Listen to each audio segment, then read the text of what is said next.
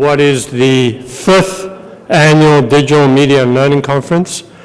It's amazing to think that we've been doing this, meeting together over the past 5 years. It's wonderful to see you all here. I want to thank you all for braving whatever elements you've braved in order to get here from near and from far. I know it's been a bit of a challenge. But I guess we'd rather be in Boston than in Austin, Texas today, right? So it's a pleasure to welcome you all. I'm David Theo Goldberg. I direct the Digital Media and Learning Research Hub at the University of California. And we're in charge of running the Digital Media and Learning Conference, focused this year, as you know, on connecting practices, the ways in which we think about connecting educational institutions to learning practices, and thinking anew about the acquisition and formation of knowledges for all generations, and particularly for youth. It's my honor and privilege to thank the people who have made this all possible. I want to begin by thanking, in particular, the MacArthur Foundation. You all know, I'm sure, Connie Yell, the Director of Educational Programs at the Foundation. It is literally the case that without Connie's vision and leadership, both the Digital Media and Learning Initiative, and in particular the Digital Media and Learning Conference, would not be taking place, and we would not be here today.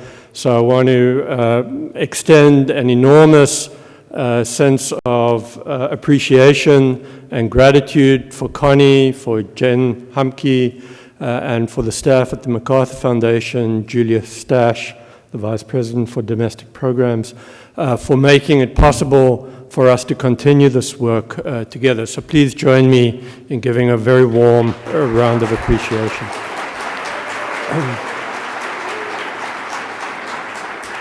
I also want to thank the staff at the Digital Media and Learning Research Hub and at the University of California Humanities Research Institute, without whose tireless work really throughout the year and obviously most recently makes it possible to bring us together year after year in this kind of way. Claudia Cara Sullivan, who many of you know, is our indomitable glue in making the work just a pleasure. It's rare that one says it's a pleasure to put together a conference of so many people, but Claudia really does, and the staff around her. I'm not going to bore you with naming names. They all know who they are, and we're enormously appreciative of the work they do in bringing us together and making this such an easygoing and wonderful engagement for a few days. So please join me in expressing gratitude towards them. I'm sure you'll meet them as well throughout the day. And to Nicole Pinkard, who agreed to chair the conference this year, and who, as well as worked tirelessly in putting this together, both with our staff, with Mimi Ito, who is the research director at the Digital Media and Learning Research Hub, and is heading up the CLA, the Connected Learning Alliance. Nicole has worked in order to put the program together and made sure that the speakers we've invited and the panels we put together are all in place, and you'll be hearing from Nicole in a moment. So without further ado, I'm going to introduce you to Connie Yell, who will say a few words and introduce Nicole. Thank you very much, and I look forward to speaking to you all throughout the few days.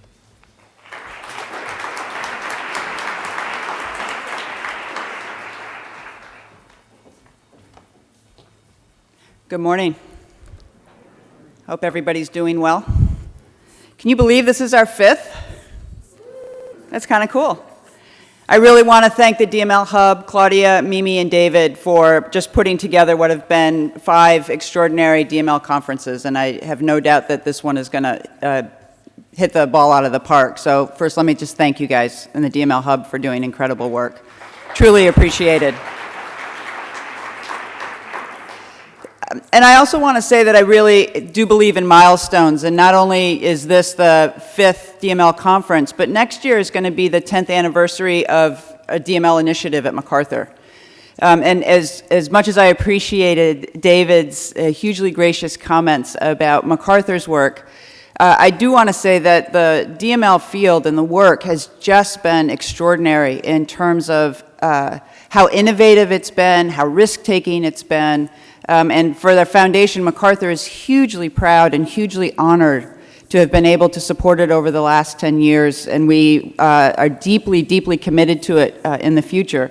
And I just want to make really clear that it's because of you all, that it's your work that has really been at the cutting edge and has led, I think, what is becoming an incredibly important movement, both around connected learning, but really understanding how incredibly important it is that we think about learning way beyond the 19th century constraints that we have traditionally thought about what education means, and are really pushing towards understanding what learning can mean across a whole variety of learning environments, and really pushing hard to reimagine learning from the youth perspective and for the 21st century. And I just want to applaud you all and thank you all for the incredible work that you've been doing and that you will be doing going forward, because it really will define what learning looks like for this generation and for future generations to come.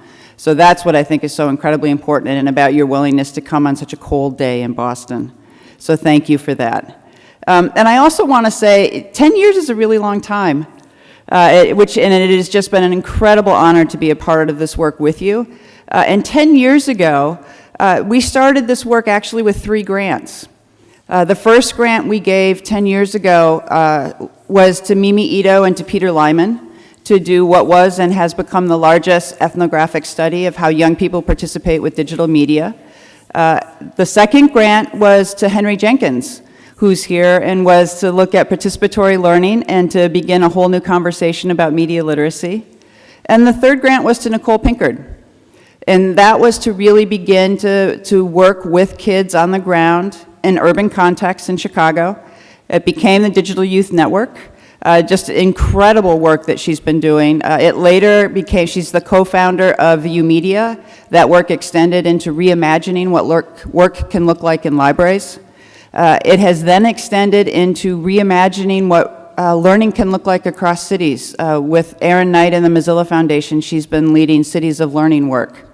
She's the associate professor at DePaul University, and she's also the winner of an early career award at NSF. She's one of those leading lights, both a learning scientist, a computer scientist, and she's the person that I turn to when I really want to understand how to design for youth and how to design for youth in urban contexts. Nicole, thank you so much for chairing the conference, and I turn it over to you.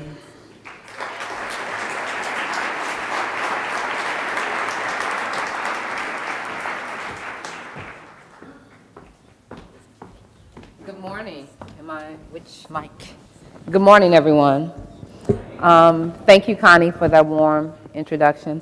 And I have to start by first thanking my team, and I think there's like 16 folks from DYN here. So can y'all stand up for a brief second, because they're the ones who actually do the work. I oftentimes get the acknowledgement, but they do the work. Okay.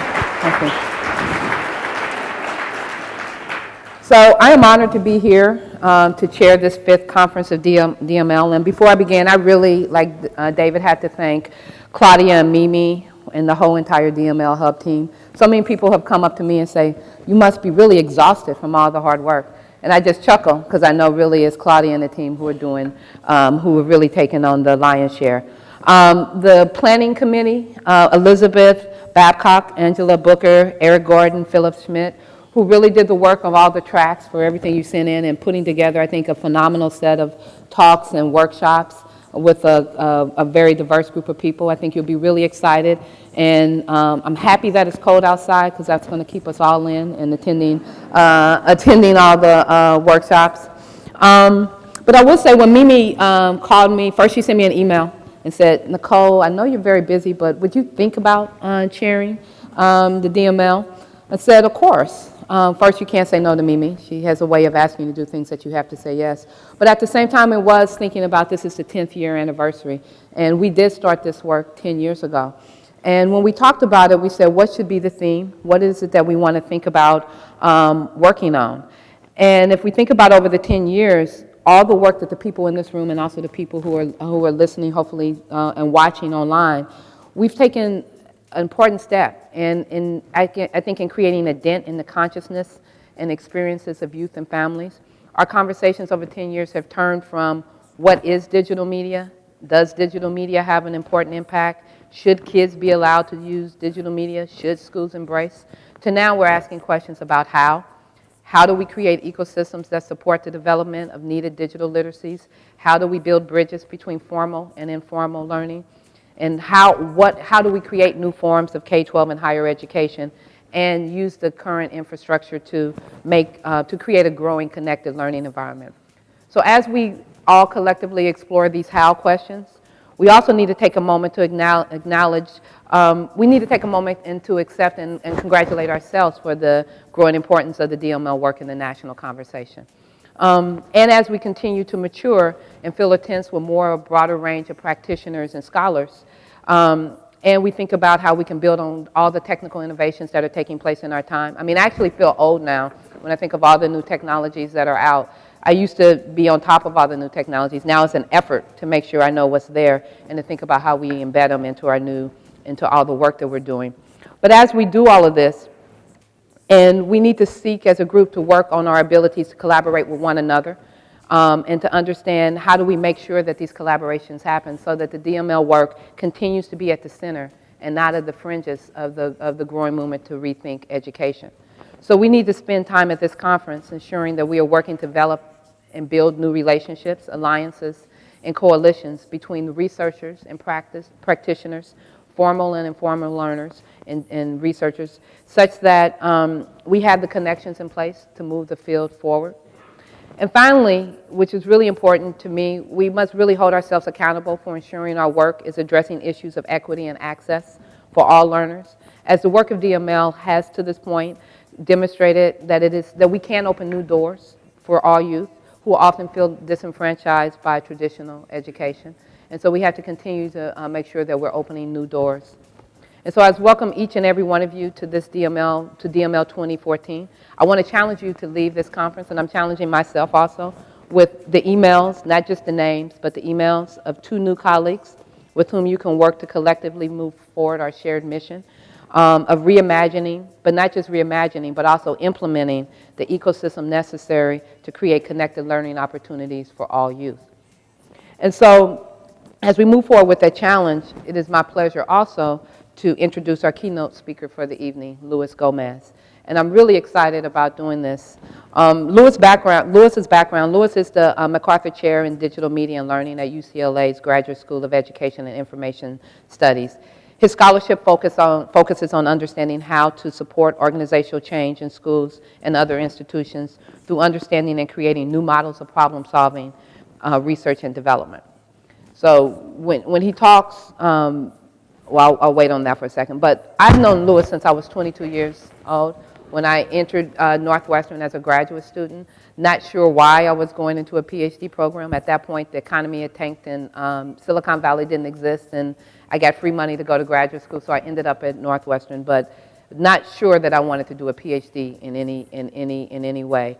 But it was through Luis and other mentors there who actually helped me at a very important time when my father had just passed away, who actually served as mentors and created an exemplar and a blueprint of what it meant to be a professor, not necessarily just in the academic sense, but also in the impact sense.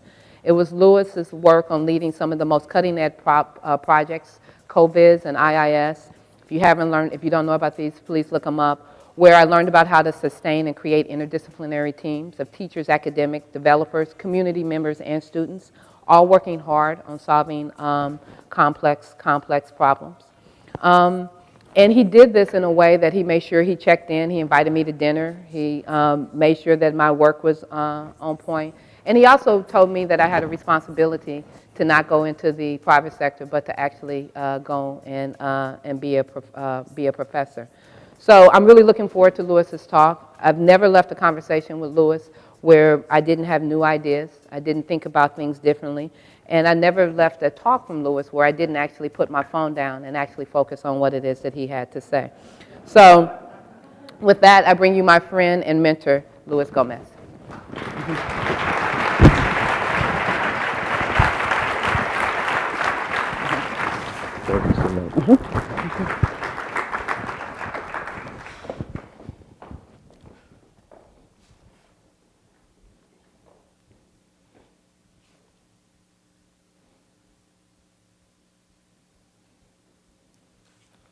Excuse me, can I use the arrows?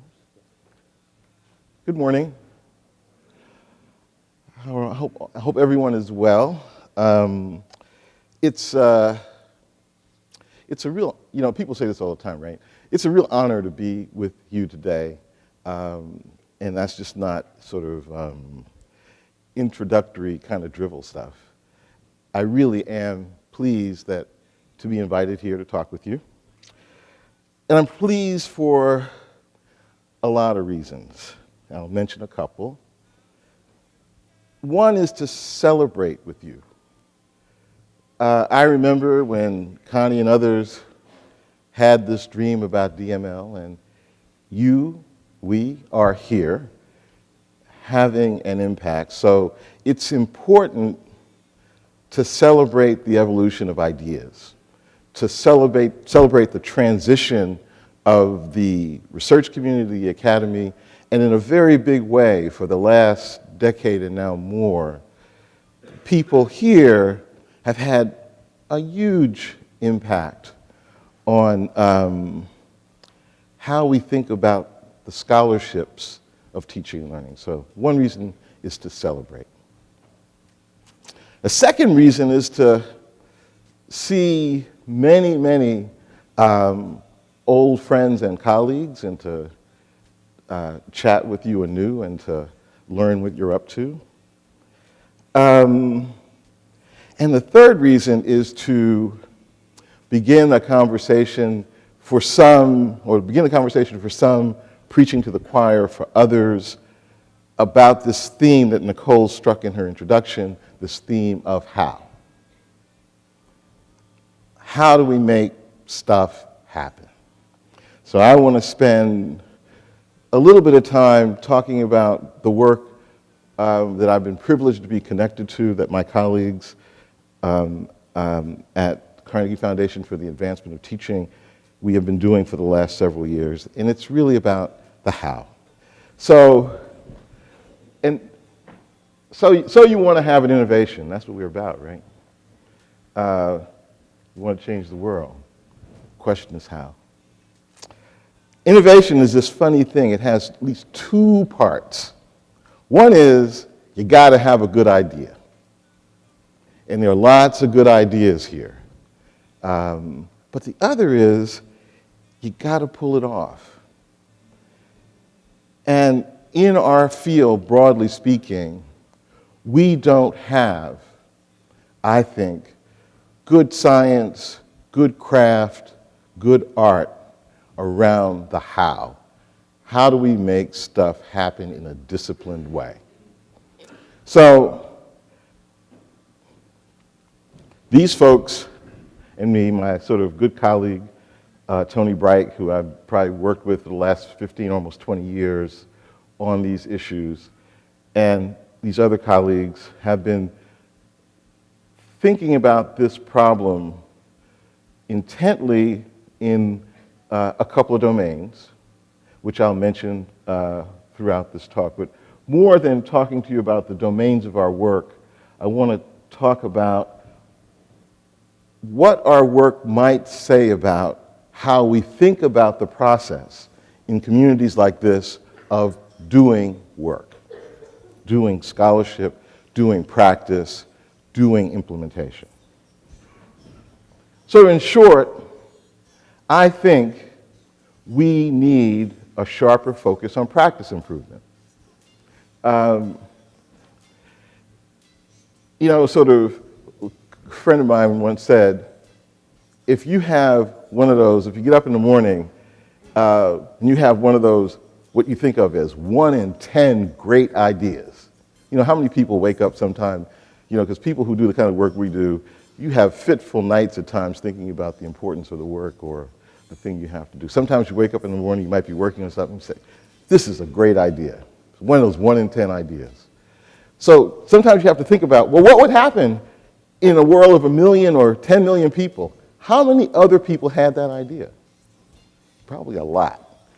But the challenge of that idea is getting that thing into practice. Where we are weak as a field is translating interesting scholarship, cool ideas into stuff that everybody can do. It's important. I might not get back to that, but that really is important. It's not like, so there are probably lots of people in this room, for example, who've taken cool ideas and gotten them into practice. I'm looking at some of them right here. But you don't want a world where only the, quote, special ones can make cool stuff happen. We need to create practices, routines, ways of work so that the vast number of people out in the world can take good ideas, instrument them in practice, and cause improvement. So we need sciences and crafts of practice improvement. We don't have them. So we think a lot about getting ideas into action. So I'm sure, how many people here, just as a small survey, think over the last period of your professional career have had a wonderful idea that you know is wonderful in your gut? Yeah. And the modest ones of you could raise your hand too, but you're not. I raised my hand. So you have this wonderful idea, and then you worry, how does my wonderful idea really improve lives? Because I know it can. And in between lies the zone of wishful thinking. As my wife often says to me, I own property in that place. And in the zone of wishful thinking is the black box of practice. And we need to open that sucker up. And when we do, what Tony, me, the other colleagues at the Carnegie Foundation believe to be inside the black box of practice. There are lots of stuff in there, but we think critically in there could be work on 6 principles. 1, being problem and user-centered. 2, understanding variation in performance to be the problem that we solve.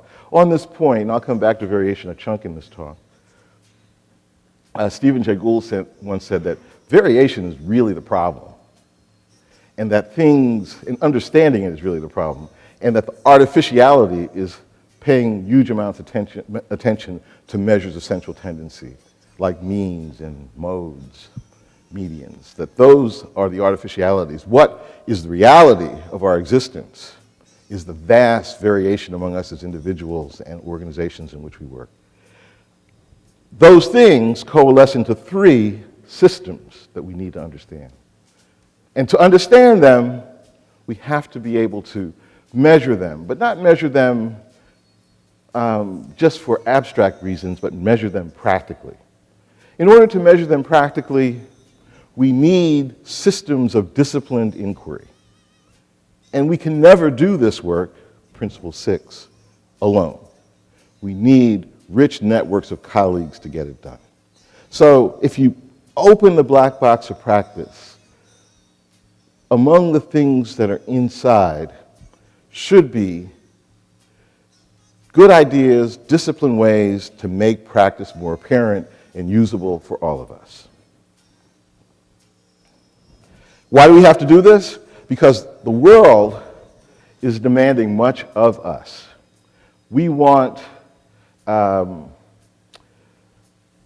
our learning environments, more relevance.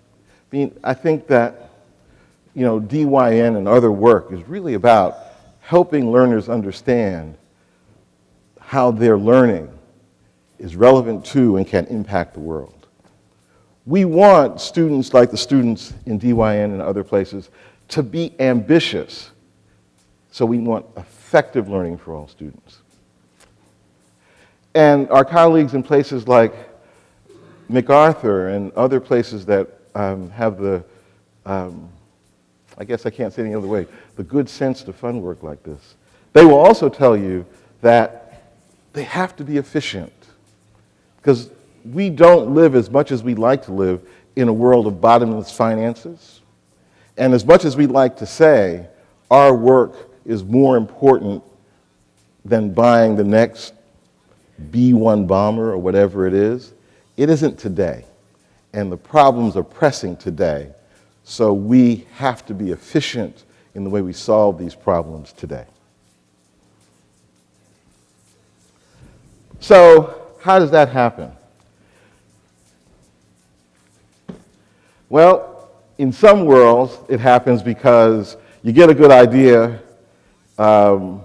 Sometimes that good idea comes from a person like a superintendent. And then the person says, well, go figure that sucker out. Make it happen. So we'll set targets. We'll create incentives. We'll create vast dashboards to collect all kind of information. There are probably some dashboard creators here. And then we hold what?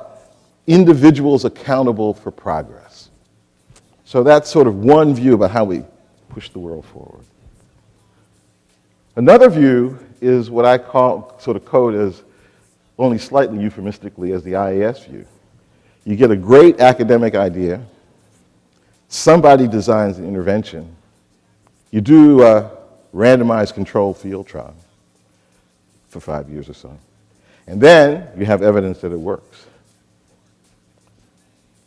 And then it gets into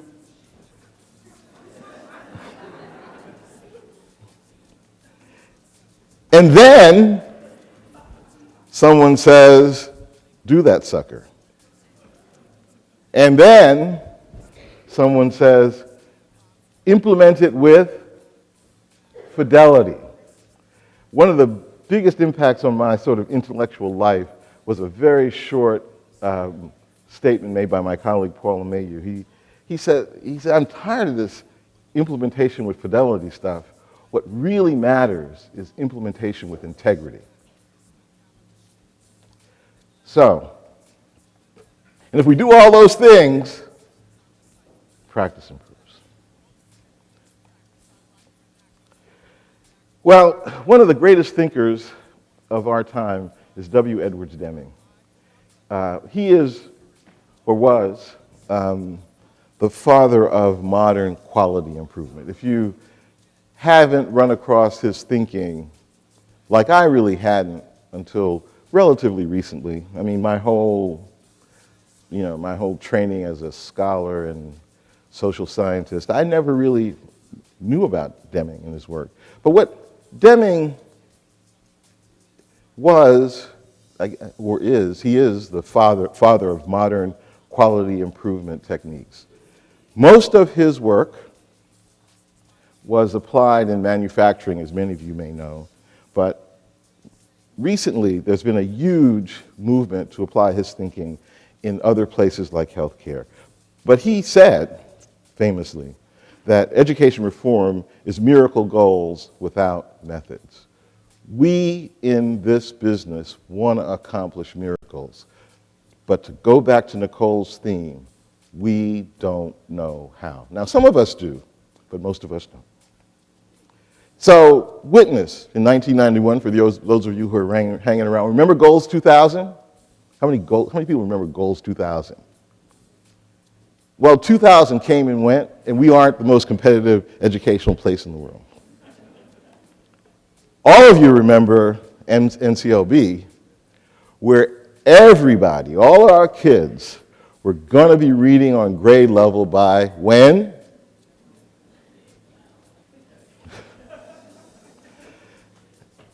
Is the next chapter the Common Core?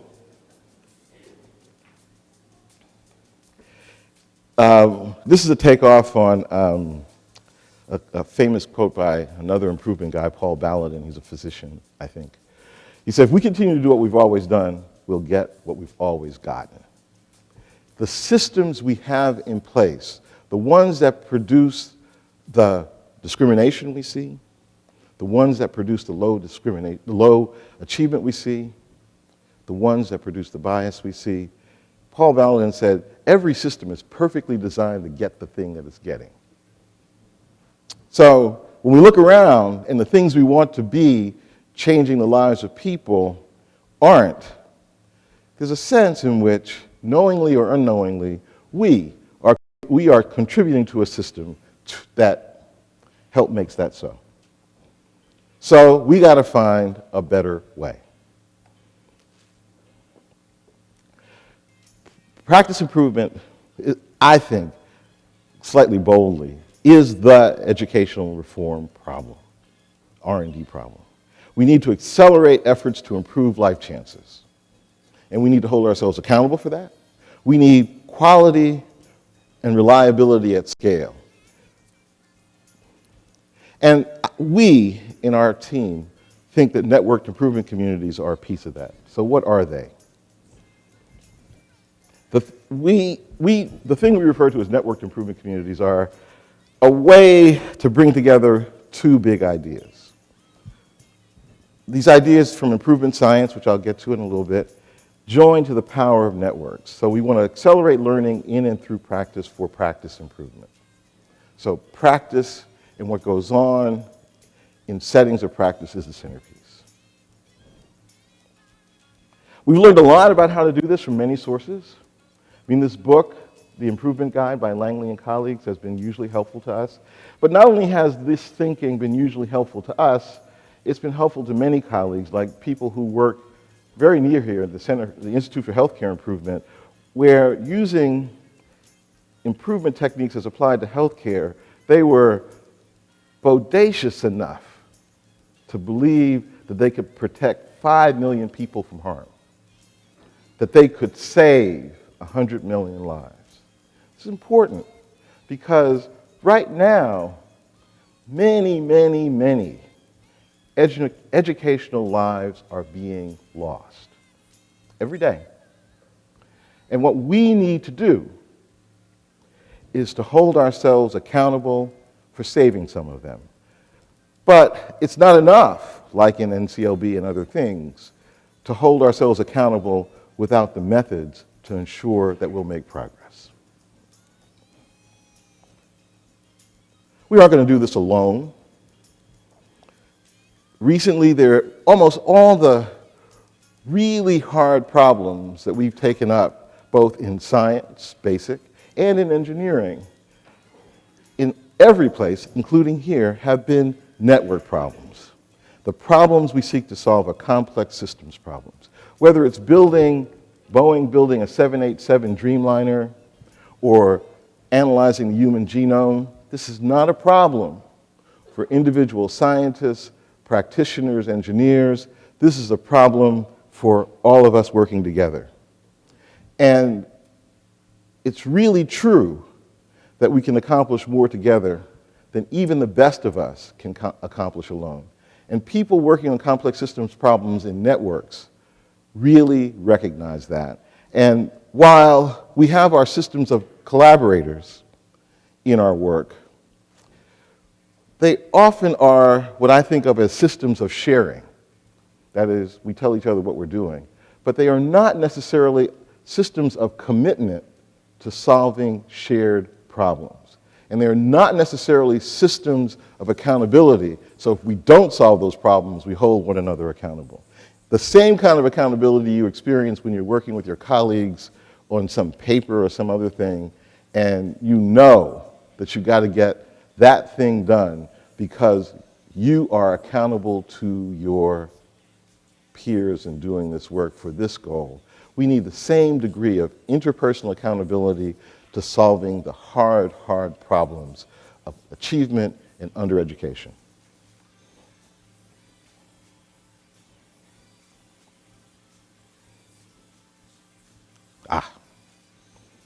So I want to spend a little bit of time talking about the 6 principles that guide our work, but I don't have time to sort of go into all of them.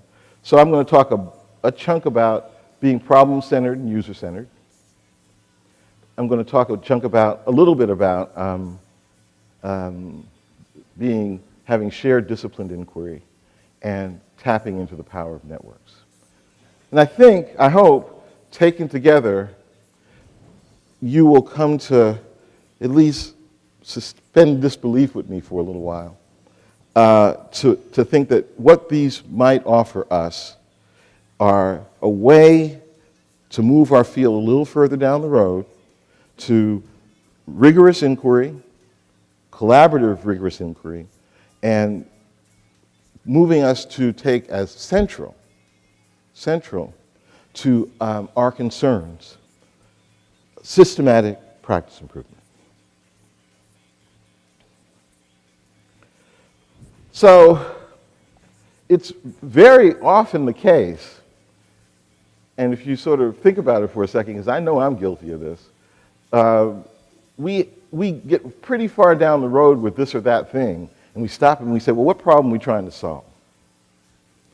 So, what specific problem are we trying to solve? Our sort of current approach in educational reform is some issue pops up, some reasonable solution presents itself, and we jump to implementation. And we really jump to implementation. And we sort of have an idea, and especially those in power will say, well, given that idea, we all should do it. And we don't really think very hard about what's in the middle, and we don't really allow ourselves, as improvement folks often say, we don't really allow ourselves to learn our way into the problem. And I'll give you a couple of examples here. If you haven't read Jonah Lehrer's book, How Creativity Works, I recommend it to you. It's an interesting book, nice read. And in that book, he tells the story of the Swiffer. But let me stop and tell you about this little thing at the top, which really sort of made the Swiffer story, which I'll get to in a second, really mean a lot to me. I started my sort of professional career working at Bell Laboratories. I remember, so when Bell Laboratories was really sort of a quintessential design and kind of social science place. But I talked to a guy once who was a systems designer, and he said something to me that really sort of has stuck with me to this day, that when you want to build a thing, the first place to start is make sure it works for somebody. Second, you really need to make sure you understand the situation in which you want to apply it. So you need to go look and understand the situation on the ground. Sort of a quintessential validation of this way of looking at the world comes from the Swiffer story in Lehrer's book. He tells the story of Procter & Gamble wanting to sort of revise a kind of stagnant market in cleaners. They wanted a new cleaner to bring to the marketplace that did a better job of doing things like helping folks clean their floors.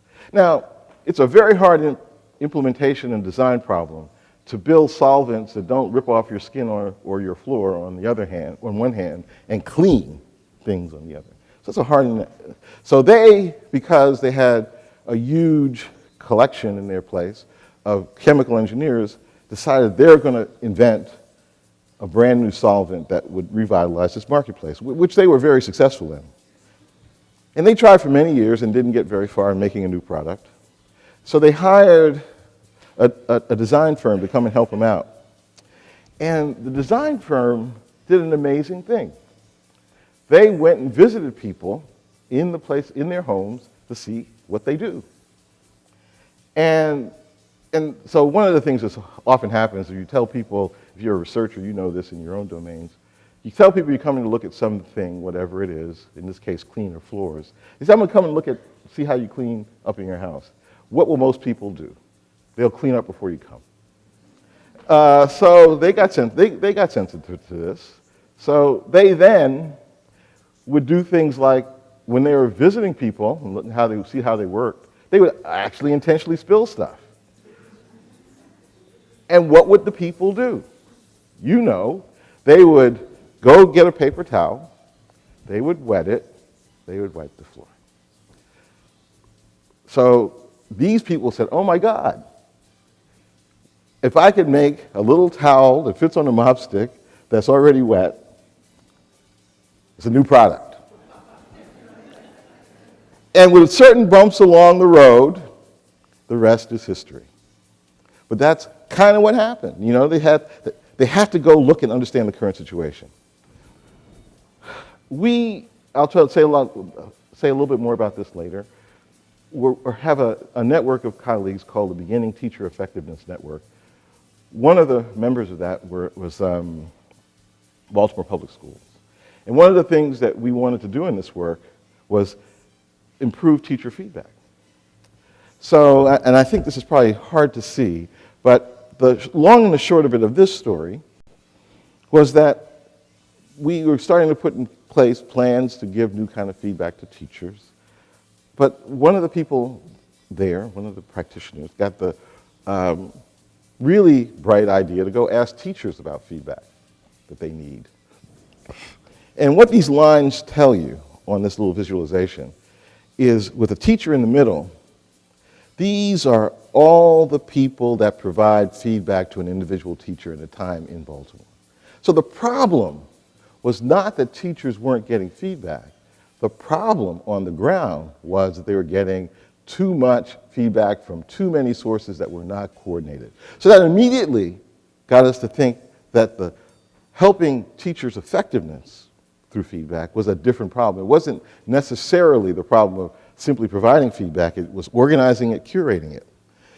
And I think, and the data are beginning to bear me out on this, that the current teacher pay for performance policy craze is, in some sense, a victim of the same kind of thinking. In that those of you who teach, know, for example, that the primary reason you're there isn't necessarily money incentives. Money matters to us all, but other things matter perhaps as much.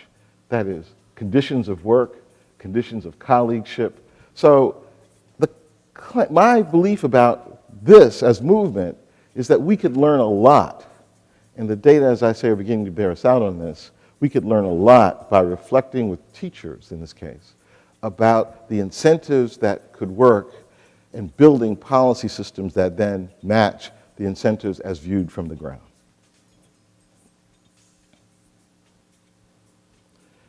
So being user-centered is an effort at its core to understand the current context and situation, observe people as they work in these contexts, then visualize the new world of concepts and how individuals might use them, develop, evaluate, and refine prototypes that change based on our experiences with people on the ground, and exploit these insights through these processes to engineer effective new systems for use at scale.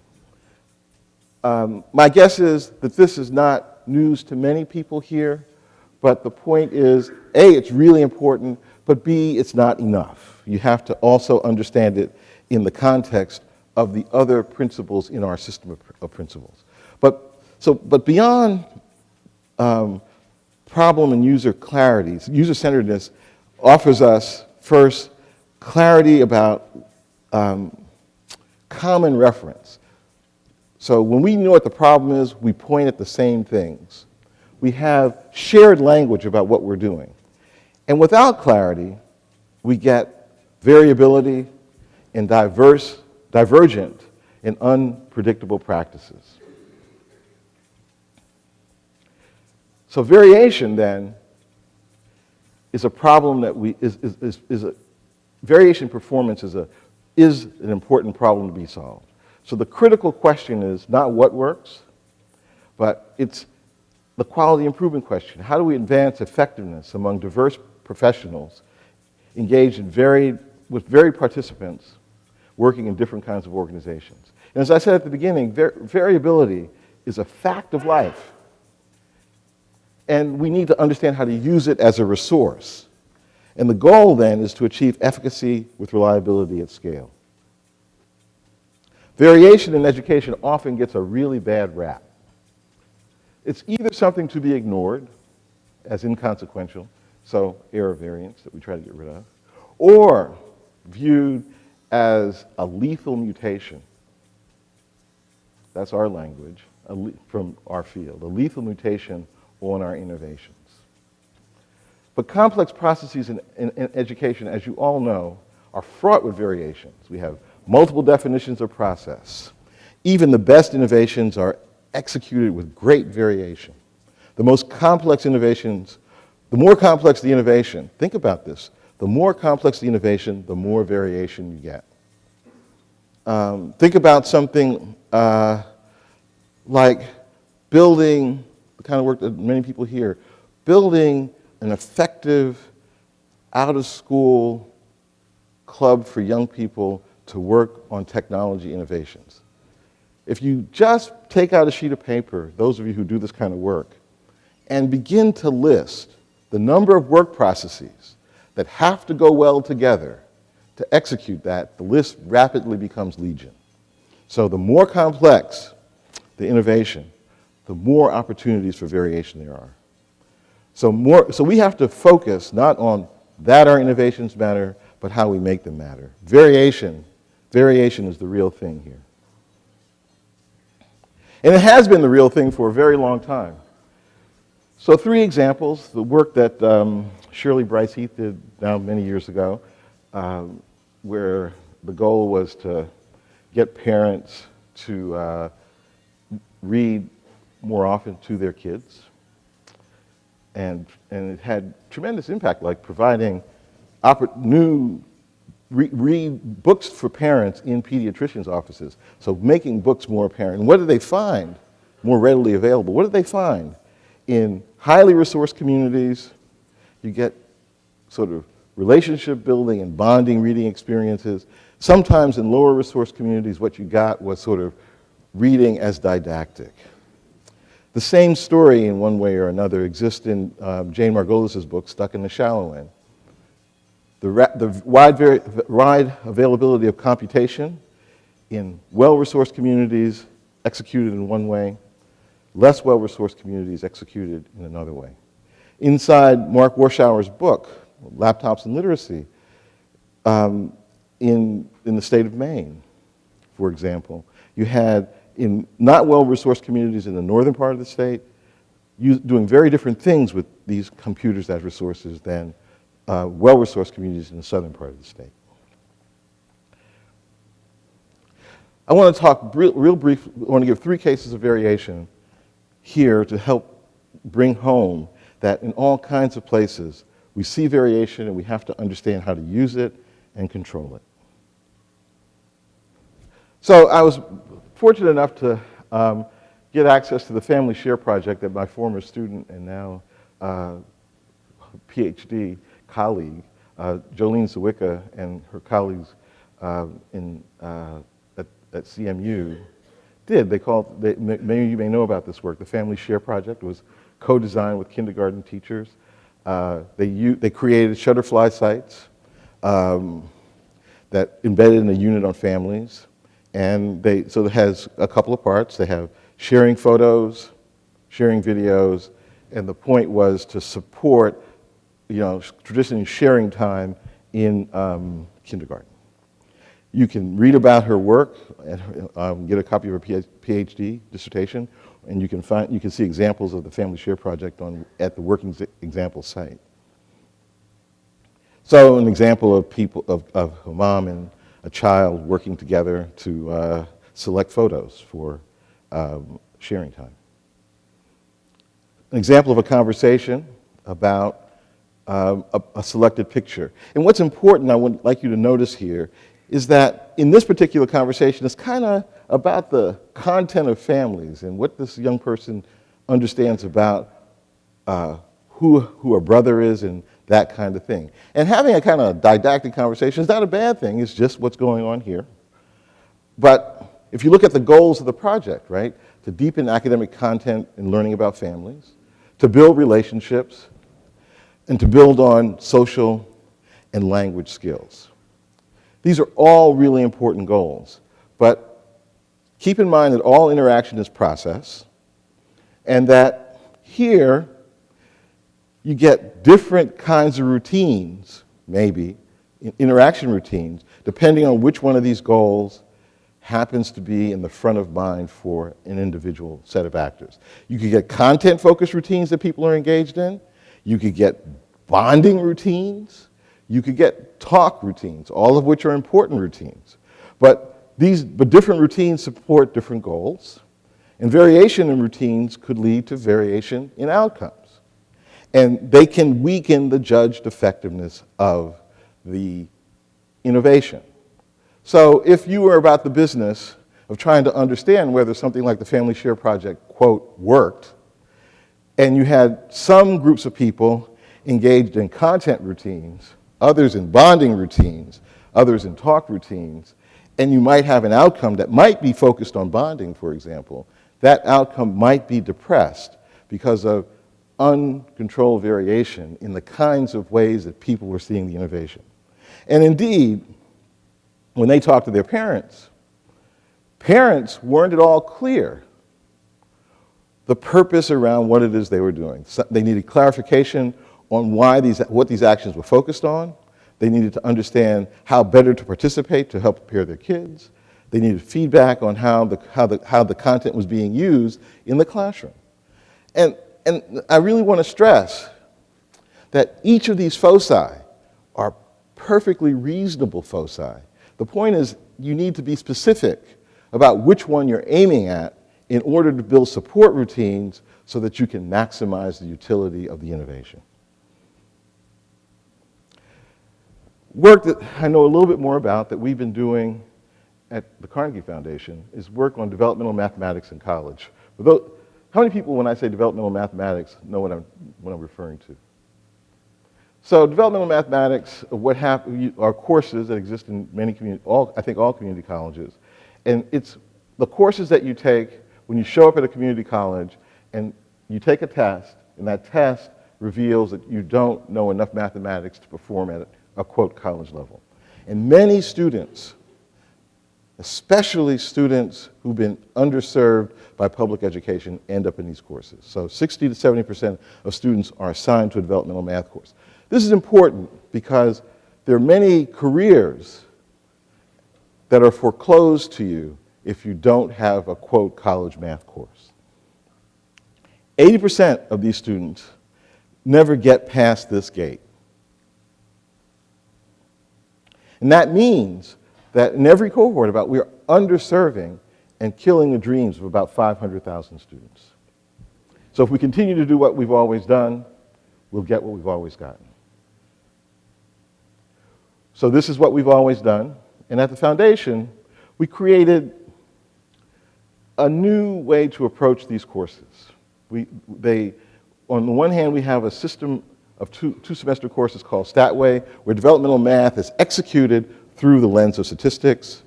Another one we call Quantway, it's a pathway, where the content of developmental mathematics is executed through quantitative reasoning. In both cases, you take a two-semester course, and at the end of the two-semester course, you get two things.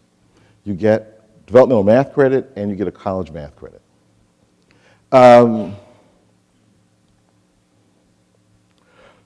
When we looked at the first year of results of this work, full year of implementation, in the traditional case, about 6% of all people who go in get a math credit, and 15% by 2 years. In our case, at the end of 1 year, either the Quantway or Statway intervention, about 51% of students received a math credit. So we tripled the success in half the time. In most cases, what will we do? We say, the normal course of events would say, yay, we're great, we got it done. We would tout our success, we'd publish our results, hope that others pick this up, and what we'll do is go on to the next project. But what we're engaged in right now is we're looking at variability in performance. We didn't successfully serve 90% of those students, and we were losing students semester over semester, and we were sort of shrinking. Our goal is to shrink the teaching and learning gap, and that's our new improvement challenge. We're trying to understand how to better support students who come with very depressed math scores, for example. So the goal is, the point here is that embedded in this clearly positive effect is lots of variation that we need to understand. At last year's AERA, there was a report of the first year evaluation of reading recovery, which is a very strong reading development program. And so I'll tell you a little bit about what happened in that trial. And what's key here is that it was a multi-site trial. So the results of their first year of their RCT was reading recovery by comparison to a control, I think probably business as usual. They got a 0.7 effect size. In our world, 0.7 effect sizes are huge. But when they looked inside, they found this by sites. They found that some sites were not getting positive effects. In fact, whatever they were doing was producing negative effects. And yet other sites were producing almost 1.5 the effect size. So there's a huge variation here. And the challenge is to understand what's going on in both cases so that you can decrease the variability and increase the reliability. The point is that we don't really have well worked out disciplines to really learn from the variation in practice to improve practice.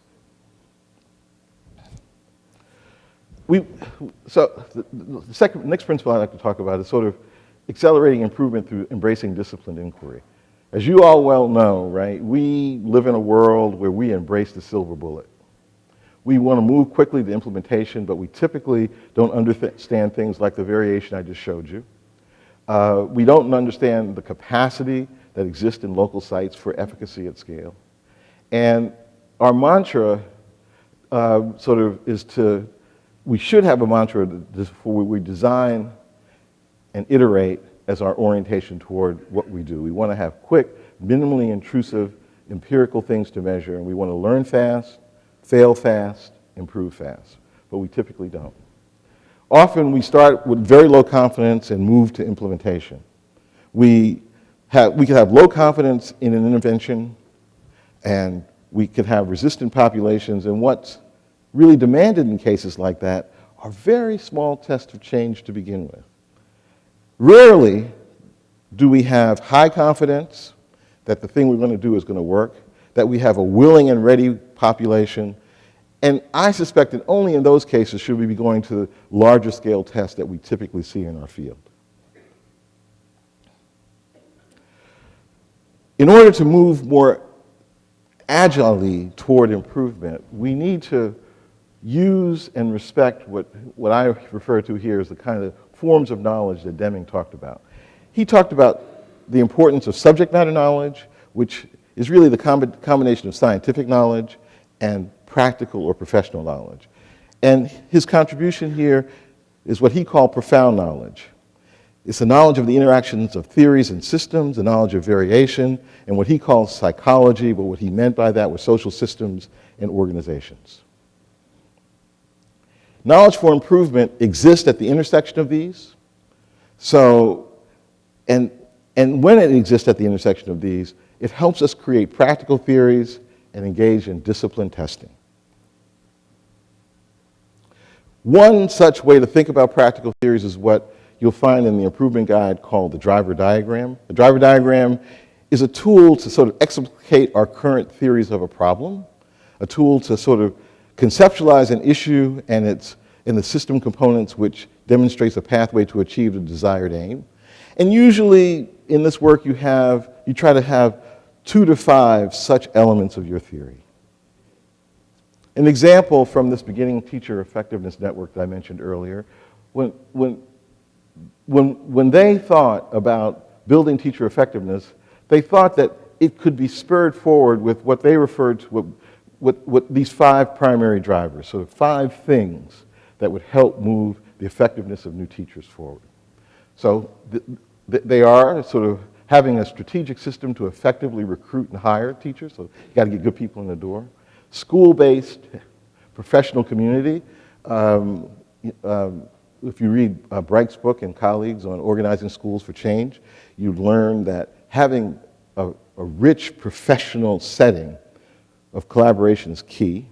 Feedback processes to support practice improvement, relationship between the principal and new teachers, and professional development that supports new teachers. So their theory, initial theory, was that in order to move new teachers forward, you had to address these drivers, these components. The disclaimer here is really important, that when you're learning your way into a problem, a theory like this is probably wrong and almost certainly incomplete. So it's about learning. One of these districts decided to take up the problem of feedback processes that support practice improvement. And they thought that inside that was working on the process of initial conferences, understanding caseloads of principals and assistant principals, tools for tracking teacher feedback, and selecting ways to follow up. So in order to really improve the feedback process, you have to work in detail on these more micro processes.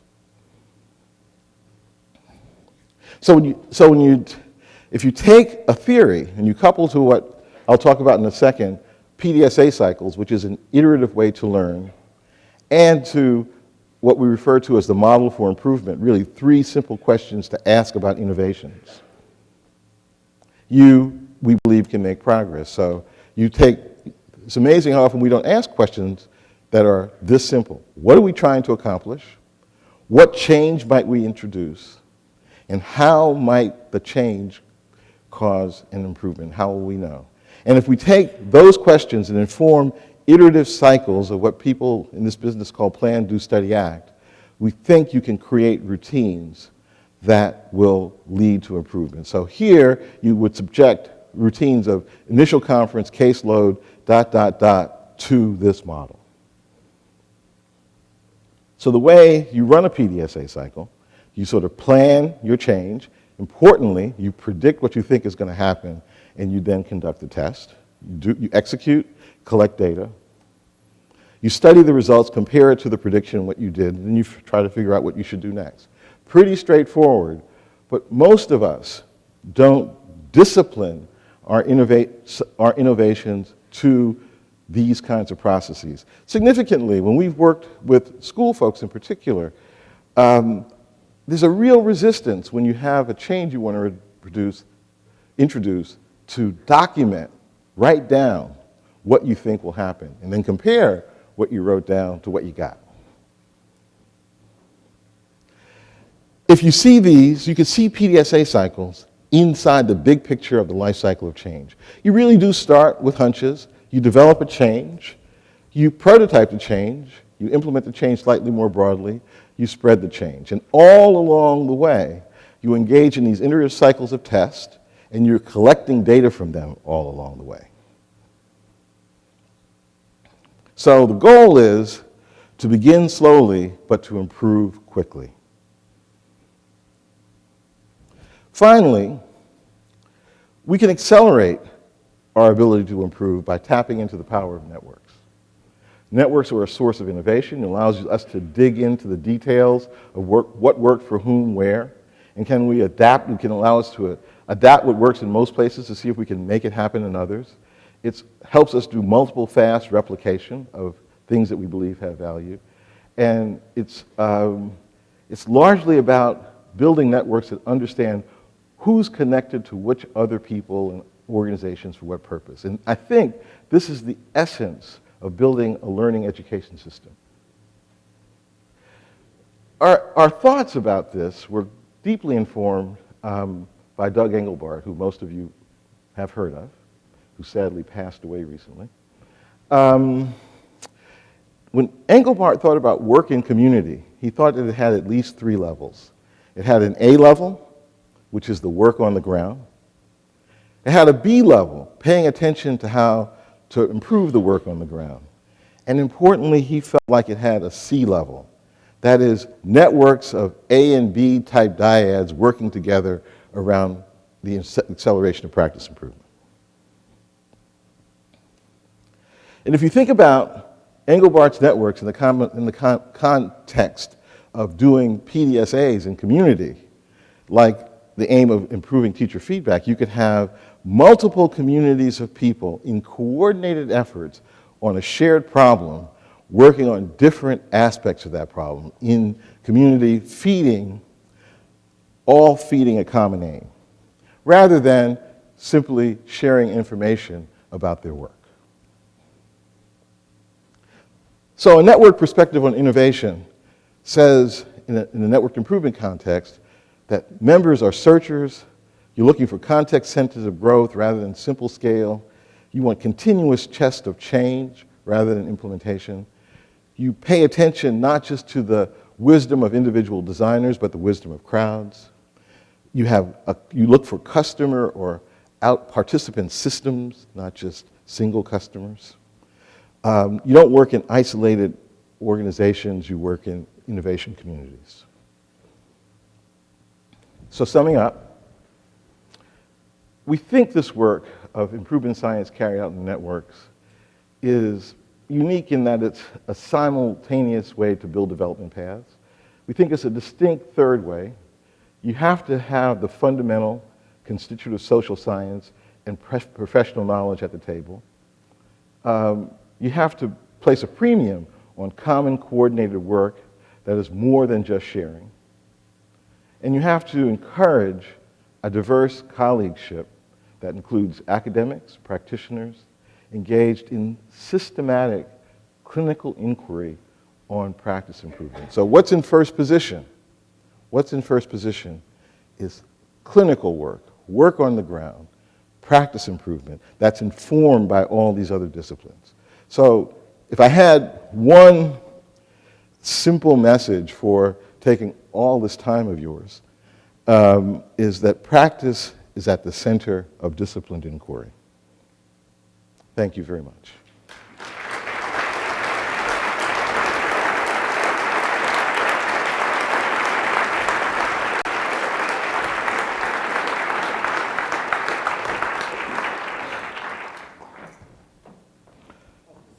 Hope this is on. Can you hear me? Okay. Thank you, Louis. You're welcome. I'm only looking at my phone because I have questions written down. I'm not. So the PDSA, I'm struck with the care with which, the ability to be reflective and to take time in order to sort of step outside of the context in order to have the multiple, at that one slide, iterations of PDSAs that need to take place. So I'm curious if you can talk a little bit about the composition of the teams and the communities and the networks that are necessary to allow that to happen, because we both have worked together in collaborative on projects where the reality of, as you use the example of running an after-school club, the reality of the decisions you have to make to keep it going oftentimes can be in strong contrast to the needs of being able to be step back and be reflective. And so the team composition is critical. So can you say something about what you would suggest to us around composition if we want to try to do more PDSAs in our collective work? Well, I think at least in part, my answer is informed by sort of what Deming says about the kind of knowledge you need to have. I mean, you really do need to have professional knowledge that comes from the disciplines, but you need professional knowledge that comes from practice. Mm-hmm. And you need to understand through, and I think this really comes from the practice of working with organizations for change, you need to understand how to attend to variation. You need to understand how to attend to interesting and innovative ideas. I'll give you an example. we're at the UCLA Community School, we're doing work with several teachers around trying to change practice to pay attention to things like doing PDSA cycles as a regular part of schoolwork, and the practice of collecting data about student performance on a daily basis. And we were just struggling with how do you sort of make the data collection about what students learn today in this lesson be minimally intrusive, but also informative. And we didn't have an innovation to pay attention. We didn't have an innovation until you were talking about technology is moving so fast that you find it a struggle to keep up. I think we all do. But one of the teachers that we were working with said, I got an idea. Yeah, he found some application that allowed him to use his smartphone along with coded cards that students would have that would then give the answer for something that was interesting to him or all these teachers at the end of a lesson, and they would just sort of scan the cards, and then literally before students left the room, he had a histogram of how students did on the thing he had in mind. And in some cases, that gave him enough data to then think about that one class as a little PDSA, and one that comes later as the next one in the series. So the important effort is to pay attention critically to the wisdom that comes from practice. And so in that sense, how did you get how did the teacher, so in some sense, your research group learned from what the teacher was doing, so you had included the teacher in your community as a valuable member in order to be able to learn. Right, yeah. Okay. If you have questions, can you go to the mic? Because I'm gonna ask one more myself, but then if you're at the mic, we'll turn to the audience and take questions for the audience. Can you say more? You made the comment systems of sharing versus systems of commitment to solving shared problems. Can you say more about how we create, what goes into creating those such systems? Well, I think the first, in many ways, the principles that have been guiding our work at Carnegie are an example of what I think about what goes into it. I think you have to have real clarity on the problem you're trying to solve. And you have to have a real precise goal for that problem. Improvement specialists are famous for saying that some is not a number and soon is not a time. And we are famous in our communities for saying, well, my work will fix this thing for some number of students at some time in the future. Well, it's amazing what could happen if the communities we work in say, well, I'm really going to make progress by January 15th, and I'm really going to make progress for 80% of students, and if I don't, I'm holding myself accountable for it. So you have to have, I think, a fair amount of precision about what problem you're trying to solve, when you think you're going to make progress on it, and have that discipline, the theories you build to help you make progress. Okay. I'm going to ask a slightly different type of question. So we're surrounded by a whole bunch of different, with the federal government, a whole bunch of different programs and challenges. And so I'm curious what you think about some of the major funding efforts that are going on now, the X Prize and the focus on competition. There seems to be a belief in competition as a driver for innovation. What do you sort of think about this? I mean, I think that there are lots of forms of competition. There's the competition of, and I should say I'm not a golfer, right? But anyway, I'll use this example. There's a competition of there's like the basketball form of competition. Right. There's the golfing form of competition. When in the basketball form of competition, my goal is to beat you. In the golfing form of competition, though not a golfer, the goal is to beat the course. And one way to being the goal to beat the course, we really want to beat the situation. right? So I do think it's important for us to say that, you know, right now 60% of children are graduating from high school, and that is unacceptable, and that we should have high school systems where 99% of kids can get out and be able to be college ready or career ready. So I think that the competition, we should be competing against the situations. We should be competing to understand the situations. We should be competing to build knowledge that allows us to understand the situations. And we should feel like we're being successful when we made progress in those competitions. And it's not sufficient to say that I'm a better teacher than you, but it is important to say that we as a community of teachers have made progress, and that we made more progress this year than we made last year. Connie, you're at the mic.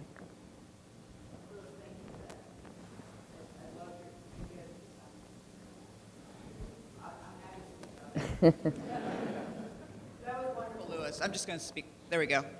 Thank you so much for the presentation. I have a question that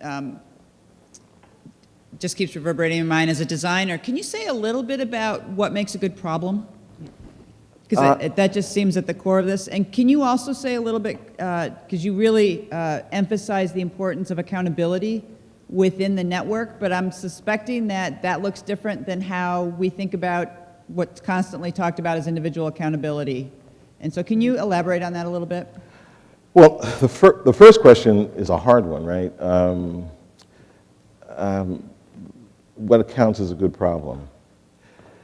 I think one criteria I would use is that it is a problem that has a meaningful impact on people's lives.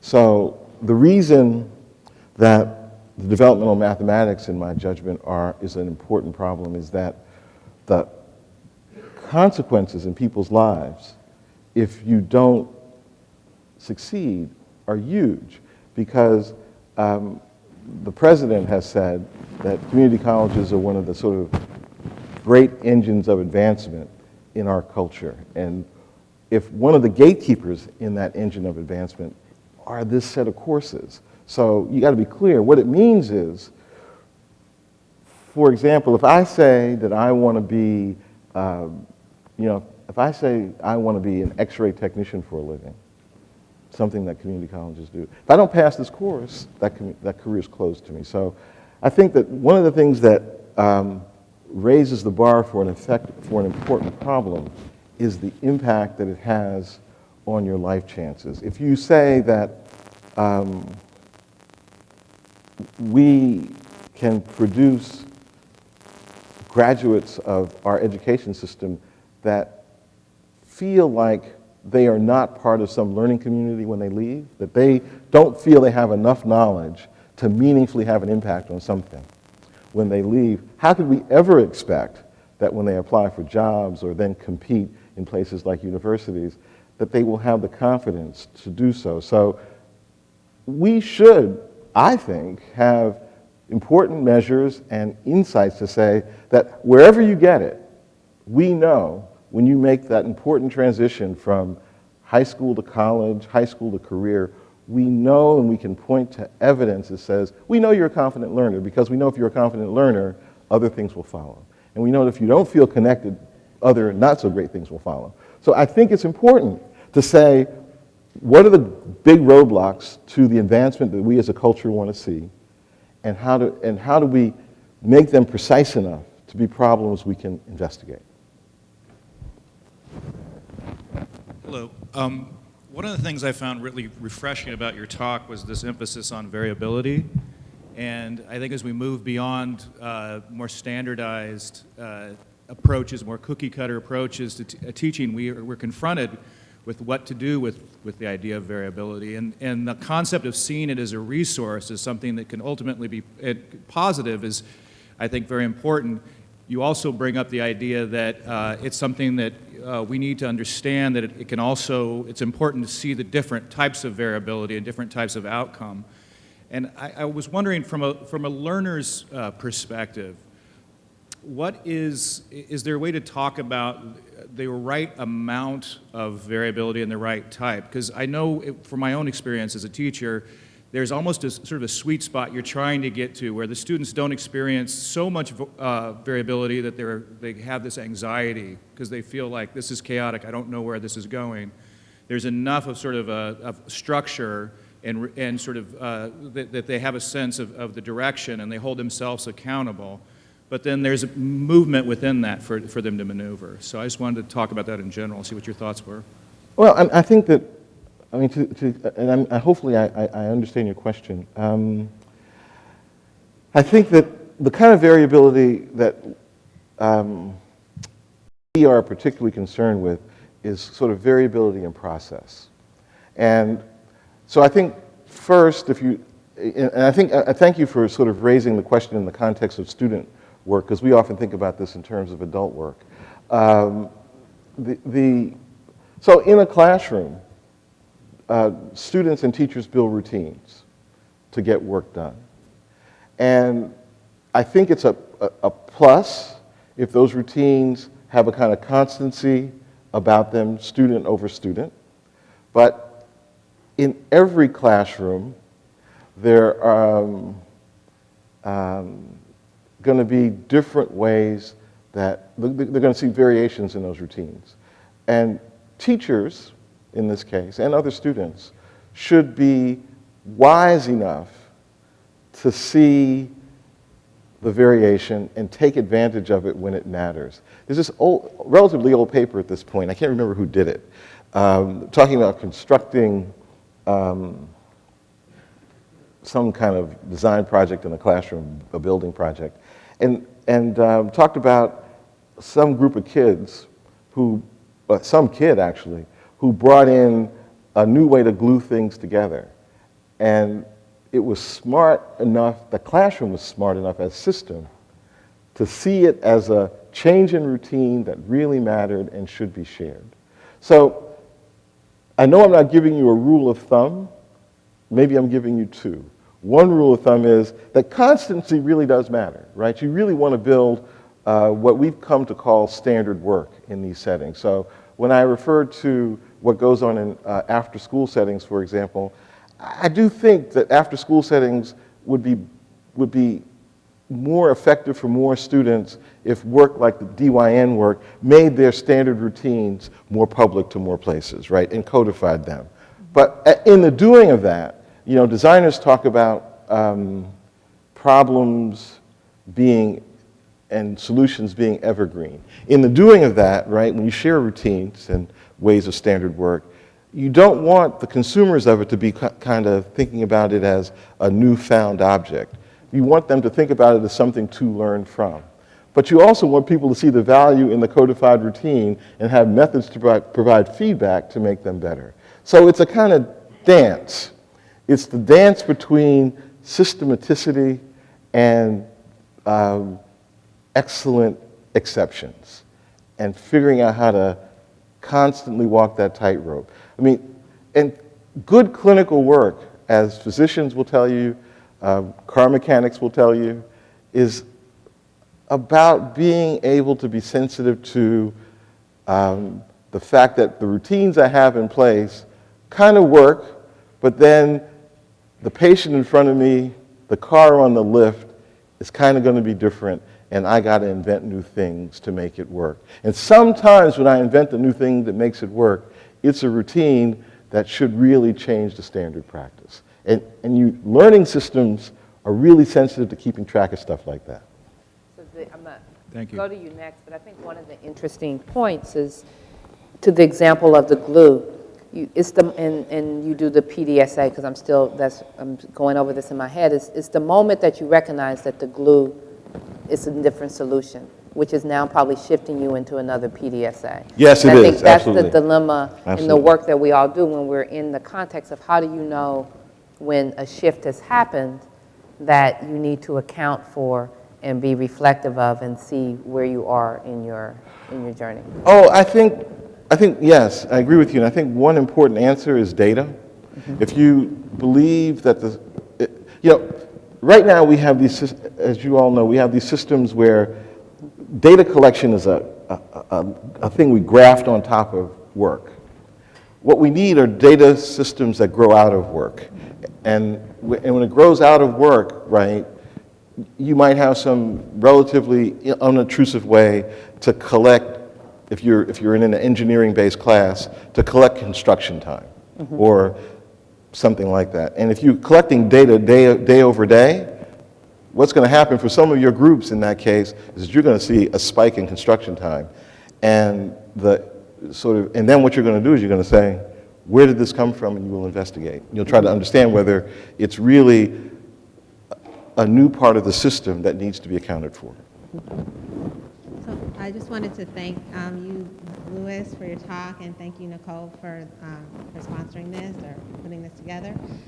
So Louis, my question is about collaboration and sort of shared learning, especially when it comes to becoming more effective. So we have these silos of different organizations doing things, and the data that we're collecting is basically at the end of this process. Currently, we will write up a report or publish. So how do we sort of systematize ways in which we can say, this is something that we've learned, and we're taking on this or tackling this form of this variable to make it more effective, and you're taking on this, and we'll share knowledge across, the silos. Thank you for that question. Actually, Nicole and I were sort of talking last night and trying to think about what went unfold in the session. One of the things that I think that your question allows me to address, I think that our community here, this community, has a way to contribute to the field more broadly, is if we take practice and its evolution more seriously.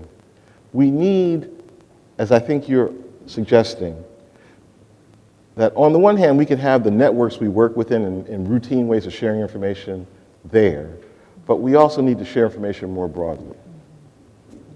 Right now, I don't think we have great forums, that is, written forums, multimedia forums, to share practice and its efficacy. So I think one of the things that this community, as it evolves, can make a tremendous contribution to the whole field, both the digital media learning field and the educational field more broadly. And because of the technical innovation in this community, I think it's possible. We need new written forms and other forms to capture data and experience of improvement. I mean, you here have created a whole field already. You've created a new journal outlet. So it's not beyond the pale to sort of say, maybe the next part of the evolution is to say, well, if we take practice with digital media learning seriously, and we want to understand whether we're influencing practice and helping to codify it, we need written outlets to help us communicate that to other people. And I honestly, other fields have this, they have it in healthcare, but we don't. We need better ways to write about, communicate practice and how practice is changing.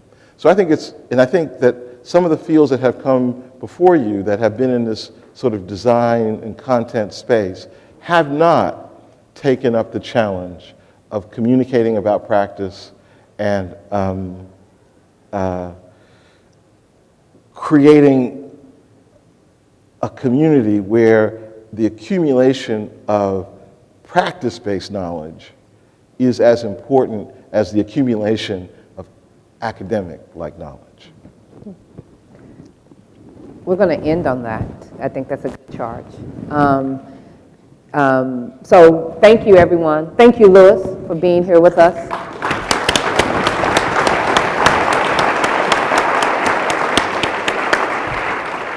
You're going to be here you're here the whole conference, so find him in the hall. He's a great he's great to communicate with. I wanted to remind you today that please come to the Ignite talks from 4 to 5. They always are very inspirational. Please come to those from 4 to 5. And we have our reception today from 5:15 to 6:45, and the Mozilla Science Fair. Here, it's in the Venetian and Oak rooms over there.